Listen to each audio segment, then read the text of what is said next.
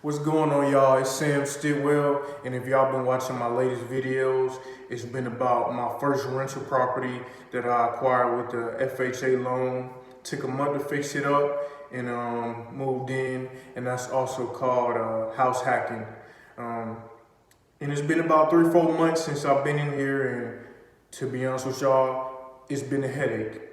And I'm gonna tell you why, and I'm gonna give you some tips that might help you with your first investment property. So I kind of described my rental property. It's a triplex I acquired with an FHA loan. You move in, you rent out the other units, and basically you live for free. As long as you got to make sure the numbers are right to do that. But that's the big idea for the property. So my first tip, and maybe the most important one, is only buy what you can pay for comfortably. Meaning, if the mortgage is going to be $1,000, you need to be able to pay that mortgage and still save. Don't buy nothing where you're going to be struggling to pay it. Because another thing you have to consider is, are you going to be paying for utilities? Is the property vacant? How are you going to pay? How long will you have to pay for utilities? And the reason I say this is because one thing that caught me by surprise was how high my utility bill was. I didn't expect it to be that high.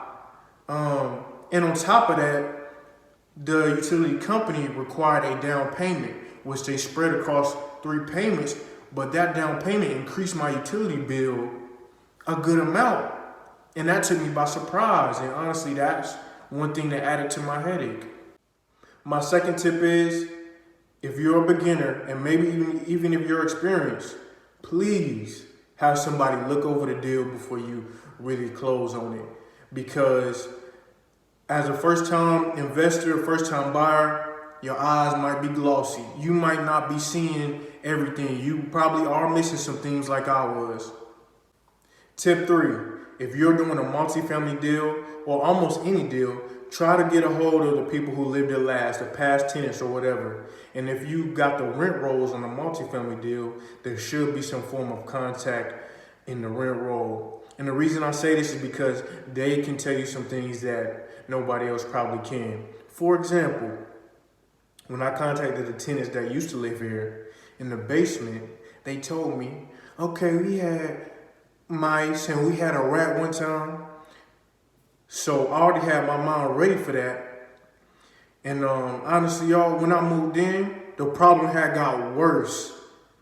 One source of my headaches has been rats, y'all. I've been dealing with rats for like 3 months. At first, they were in the ceilings, gnawing loudly. They just waited till I laid down and closed my eyes, and they get the gnawing. Talking about, sound like they punching the ceiling. Like, I couldn't go to sleep for days, y'all. And one actually got through, man. Then I found out that they old spot was the stove. They used to go in the stove and live in the insulation. And I also found them under the dishwasher.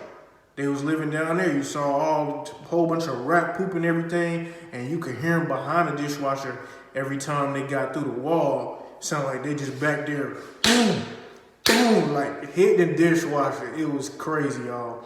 It's been a headache, but thankfully, I think they gone now. I ain't heard one in weeks. I believe we on tip 4 now. Tip 4, and this is just my recommendation. If you see anything funny, like HVAC or just stairs, just take a quick look at the codes, the building codes.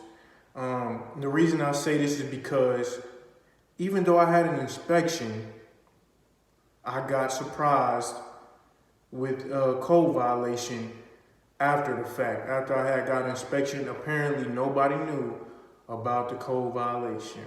And I got it after I started getting estimates. I wanted to do an upgrade, and as I was getting these estimates, this guy would tell me, yeah, this is in code violation. And I'm like, no, I didn't know that. Nobody told me that. So come to find out, that's something I may have to take care of down the road. So if you can, take a look at the codes, preferably like in the early parts of the closing process.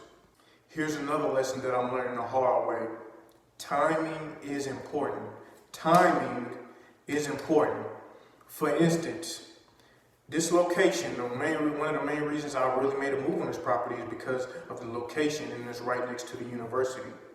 So I knew I would be able to get student renters. This would be a hot spot for student renters. However, I didn't think it would be this hard to find students mid-year.